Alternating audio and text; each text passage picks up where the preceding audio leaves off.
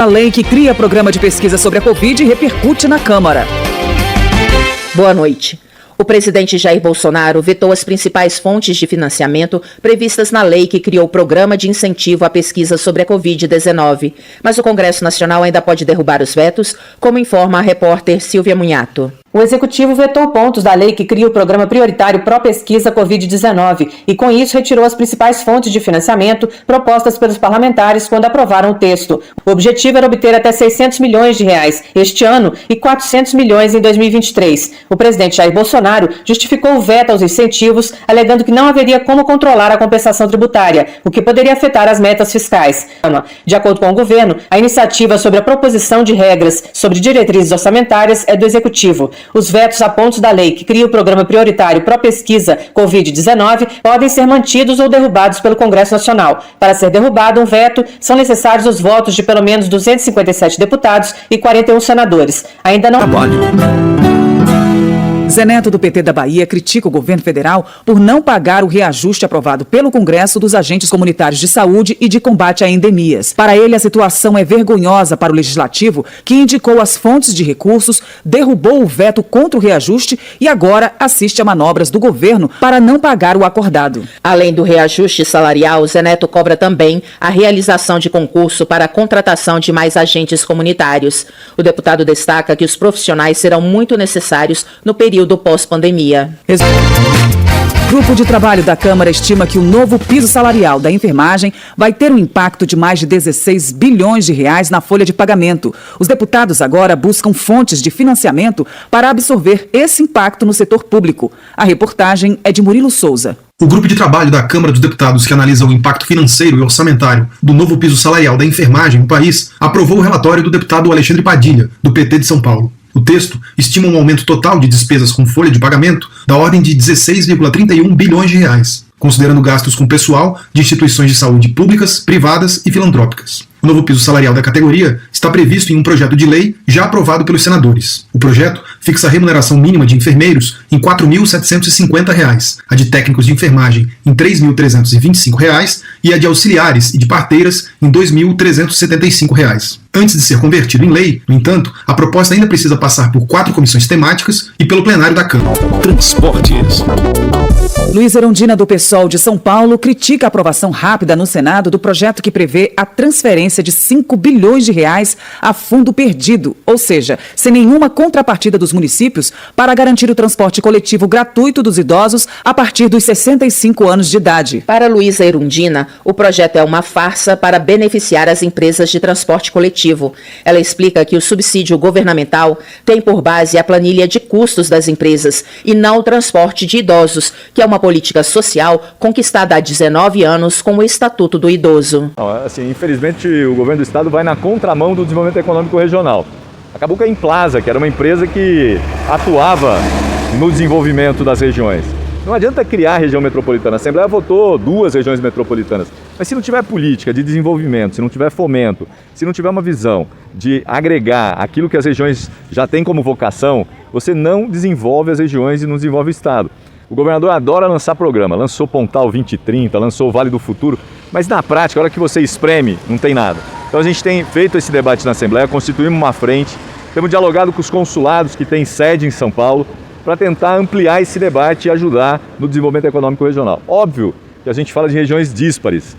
A região de Ribeirão é uma região que tem agronegócio, tem uma consolidação grande. Mas se o Estado não for indutor, também não vai adiantar nada porque não vai desenvolver. E nesse momento em que a gente vive uma pandemia, é preciso de um Estado que ajude a desenvolver determinadas áreas, gerando emprego, renda e melhorando a qualidade de vida das pessoas. Esse é o grande desafio. Veto parcial ao projeto de lei número 222 de 2021, de autoria do prefeito municipal, que estima a receita e fixa a despesa no município de Ribeirão Preto para o exercício de 2022.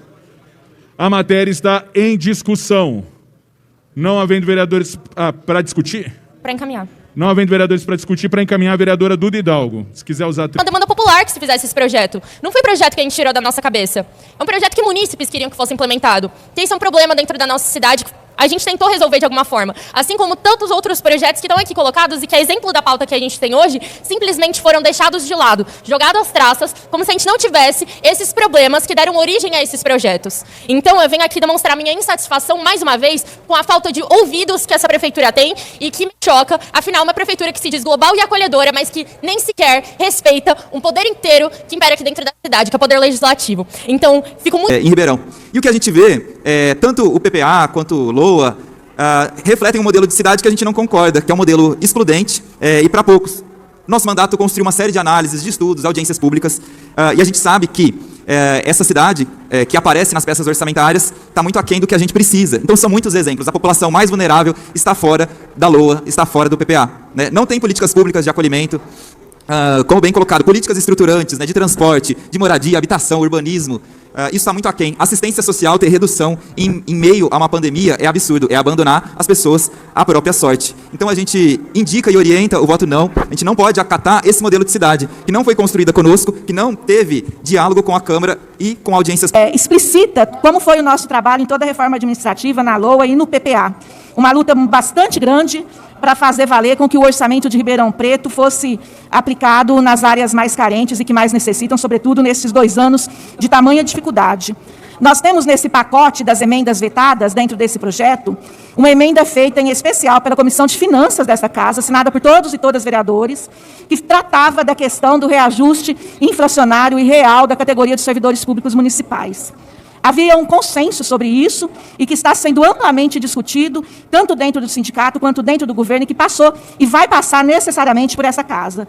Por isso... Obrigado, senhor presidente. Uma boa noite ao senhor e a todos e a todas, vereadoras. Faço aqui as palavras de Duda, da Judete e do Ramon. E quero acrescentar, Judete, a gente acompanhou, é o 2º mandato desse prefeito, e a gente acompanhou de perto as 2 campanhas que ele fez. Ele dizia na campanha dele que ia fazer uma cidade humana, acolhedora, né?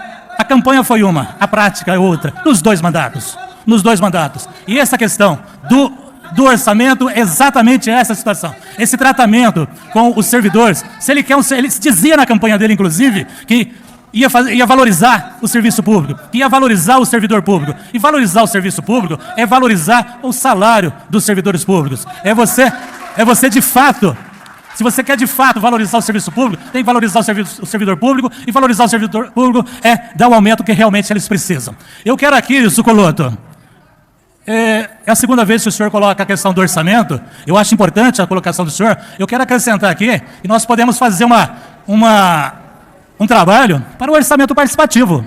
Eu acho que é melhor a cidade de Ribeirão Preto e todas as entidades, sindicatos, associações, todos, a sociedade organizada, discutir de fato o orçamento desse município. Como a Duda colocou aqui, quase 4 bilhões de reais, né, que fica na mão do prefeito para ele decidir o que ele quer fazer.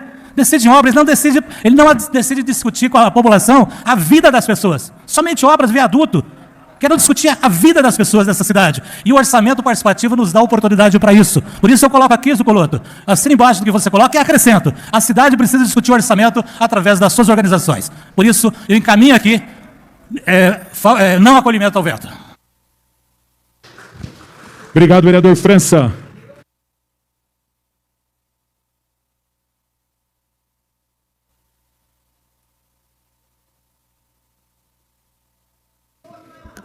Acolhido o veto.